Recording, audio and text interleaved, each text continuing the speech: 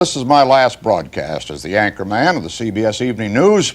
For me, it's a moment for which I long have planned, but which nevertheless comes with some sadness. Walter Cronkite, often revered as the most trusted man in America, had a distinguished career as a broadcast journalist that spanned over 4 decades. As the anchor of the CBS Evening News from 1962 to 81, Cronkite's calm demeanor and authoritative reporting style made him a reassuring presence during some of the most turbulent times in modern history. His career was marked by numerous notable broadcasts that covered pivotal events such as the assassination of President John F. Kennedy, the Vietnam War, and many more. Join Facts First as we take a look at some of his most notable broadcasts, beginning with his final sign-off. Walter's life and career. Walter Cronkite was born November 4, 1916, in St. Joseph, Missouri. He was an iconic American journalist, best known as the anchor of the CBS Evening News. His career in journalism began in the 1930s when he worked as a radio announcer and reporter for various news organizations, including United Press International. His coverage of World War II, particularly reports from Europe and North Africa, established him as a formidable journalist. His tenure at CBS Evening News was marked by his coverage of some of the most pivotal events in the 20th century. After retiring from CBS Evening News in 1981, he continued to be active in journalism and public life until his death, July 17, 2009. Let's take a look at some of his most notable moments as a broadcaster. Walter's final broadcast as the anchor of the CBS Evening News on March 6, 1981, marked the end of an era in American journalism.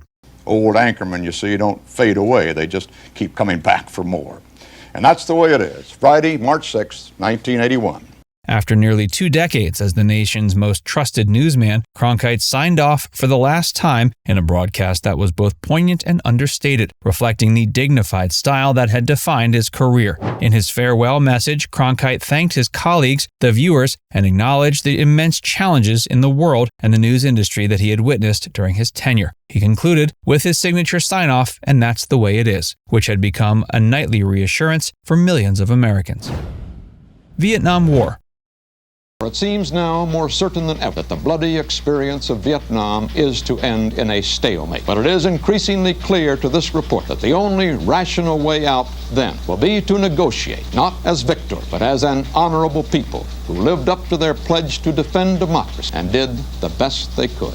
Walter Cronkite's reporting on the Vietnam War reached a turning point in 1968 following the Tet Offensive, a major series of attacks by the North Vietnamese and Viet Cong forces. Cronkite, known for his measured and factual reporting, traveled to Vietnam to see the situation firsthand. Upon his return, he delivered a rare editorial commentary during the CBS Evening News on February 27, 1968. In this broadcast, Cronkite expressed his view that the war was unwinnable and suggested that the United States should seek a negotiated settlement rather than continuing with its military strategy. His statement, quote, "It is increasingly clear to this reporter that the only rational way out then will be to negotiate, not as victors, but as an honorable people who lived up to their pledge to defend democracy and did the best they could," resonated deeply with the American public. His commentary had a profound impact on the national discourse about the Vietnam War. It was unprecedented for a news anchor of his stature to take such a public stand on a contentious issue.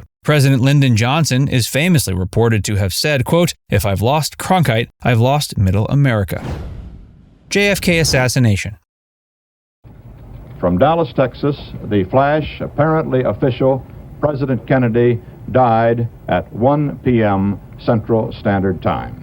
Walter Cronkite's reporting on the assassination of President John F. Kennedy on November 22, 1963, remains one of the most memorable moments in American broadcast history. He was on air when the first bulletins of the shooting in Dallas, Texas came through. With the gravity of the situation becoming clearer, Cronkite, known for his calm and authoritative demeanor, removed his glasses, a rare display of personal emotion, and announced that President Kennedy had died. He paused, visibly moved, before continuing. He said Vice President Johnson has left the hospital in Dallas, but we do not know to where he has proceeded. Presumably, he will be taking the oath of office shortly and become the 36th President of the United States. Cronkite's coverage of the assassination was a defining moment in his career and the history of television news.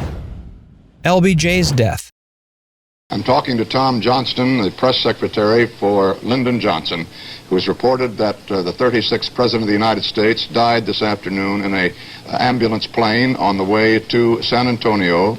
Walter Cronkite's reporting on the death of former President Lyndon Baines Johnson on January 22, 1973, was another significant moment in his illustrious career. Johnson, who had succeeded JFK and served as 36th President of the United States, passed away from a heart attack at his Texas ranch.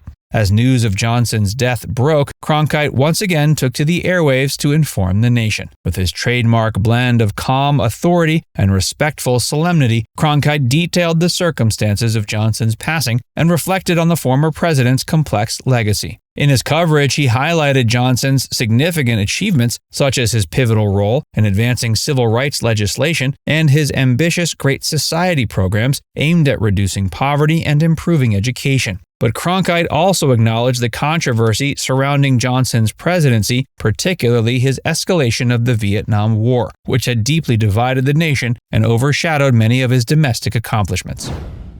John Lennon's death. Good evening. The death of a man who sang and played the guitar overshadows the news from Poland, Iran, and Washington tonight. Former Beatle John Lennon, who was 40, was shot and killed last night outside his luxury apartment in New York. Walter Cronkite's reporting on the death of John Lennon on December 8, 1980, was a poignant moment that underscored his ability to convey the gravity of unexpected and tragic news. John, a former member of the Beatles and a global music icon, was shot and killed outside his apartment building in New York City. Cronkite broke the news to the nation during the CBS Evening News, providing a somber and respectful account of the events. He detailed the circumstances of Lennon's death and highlighted his significant impact on music, culture, and activism. He captured the shock and sorrow that swept across the world, emphasizing Lennon's influence as a musician and peace advocate. He spoke about Lennon's enduring legacy, from his early days with the Beatles to his solo career to his outspoken efforts for peace and social justice. Apollo 11. What? Okay, we're going to be busy for a minute. Master arm on, take care of the defense. I'll get this Dr. Barrett. Wally, say something. I'm speechless. I'm just trying to hold on to my breath. That is really something. Walter Cronkite's reporting on the Apollo 11 moon landing on July 20th, 1969, stands as one of the most iconic moments in broadcast journalism. As the mission unfolded, Cronkite anchored CBS's extensive live coverage, providing clear and enthusiastic commentary on the historic event. His genuine excitement and wonder were evident as he narrated the tense moments leading up to the lunar module's landing. When Neil Armstrong uttered the famous words, "Houston, Tranquility Base here, the Eagle has landed," Cronkite, visibly moved, removed his glasses and smiled broadly.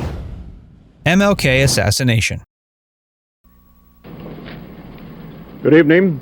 Dr. Martin Luther King, the apostle of nonviolence in the civil rights movement, has been shot to death in Memphis, Tennessee. Walter Cronkite's reporting on the assassination of Dr. Martin Luther King Jr. on the 4th of April, 1968, was a moment of profound national tragedy that showcased his ability to deliver devastating news with solemnity and empathy. He broke the news of King's assassination to a nation already grappling with deep social and political unrest. His measured and respectful tone provided a sense of stability in a time of chaos, as he detailed the events leading up to King's death and the immediate aftermath. Cronkite's calm demeanor and clear reporting helped Americans begin to process the shock and grief of losing one of the most foremost leaders of the civil rights movement. Now it's time to hear from you. Which of these famous broadcasting calls is the most quintessential Cronkite report? Let us know in the comments section below.